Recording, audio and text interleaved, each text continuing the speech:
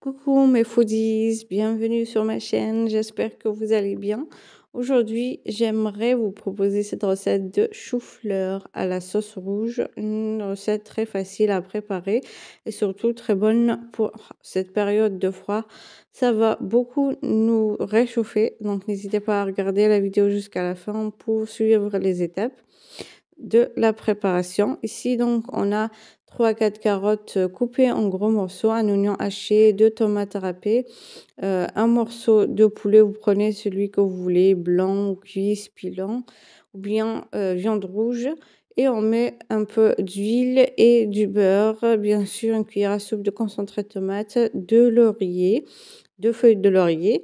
Et on fait revenir le tout pendant 10-15 minutes et on ajoute un peu d'ail haché et on continue à faire revenir encore quelques minutes. Bien sûr, on fait revenir le tout.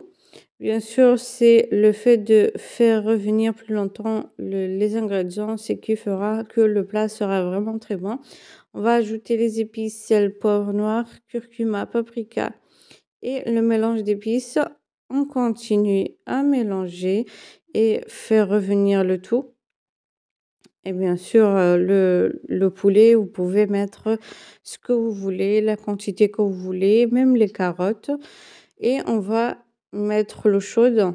Donc moi, je remplis la marmite, mais euh, ça va s'absorber quand même, puisque on va laisser cuire. Et bien sûr, après quelques minutes, on ajoute les pommes de terre. Donc moi, j'ai coupé les pommes de terre en gros morceaux. Et puis, directement, on va passer à l'étape suivante. Ici, j'ai 4 œufs. Donc, au final, je rajouterai après un œuf puisque ça prend vraiment une bonne quantité. Pour les épices, sel, poivre noir, paprika et bien sûr un petit peu de cumin. Et on mélange le tout. On va mettre un petit peu de farine et la levure chimique. Donc, la farine, je mets que 2 cuillères à soupe. Tamisé bien sûr, et j'ajoute environ une petite cuillère à café de levure chimique. Pour la farine, on ajoute selon l'épaisseur ou selon donc le mélange. On devra avoir un mélange ni trop épais ni trop liquide et on met le chou-fleur déjà cuit dans l'eau salée avec 2 feuilles de laurier. Et bien sûr, on va le faire cuire à l'huile ou le faire revenir, voilà, en friture quoi. Donc on prend le chou-fleur et on met dans le mélange comme je fais ici. J'espère que vous avez bien compris comment je procède.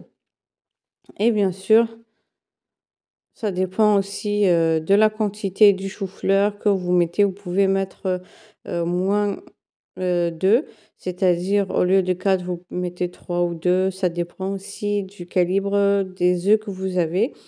Donc, dès que ça prend une couleur dorée, comme vous voyez sur la vidéo, on retourne et on va les faire tous cuire, bien sûr, de la même manière. Donc, dès que c'est prêt, on retire sur une assiette avec un papier absorbant pour enlever le surplus du gras. Et voilà, donc j'aime bien que ce soit bien doré. Vous le faites cuire selon le goût, selon comment vous aimez. Bien sûr, quand vous faites cuire votre chou-fleur dans l'eau, faudra pas le faire cuire trop non plus, sinon ça va, vous aurez du mal à le prendre et le mettre dans le mélange et le faire frire. Ça sera un peu délicat. Voilà, donc j'espère que la recette vous plaira. Surtout, n'hésitez pas à liker, partager et n'oubliez pas de vous abonner pour recevoir les notifications des prochaines vidéos. Sur ce, je vous dis merci de m'avoir suivi. À la prochaine recette. Bye bye.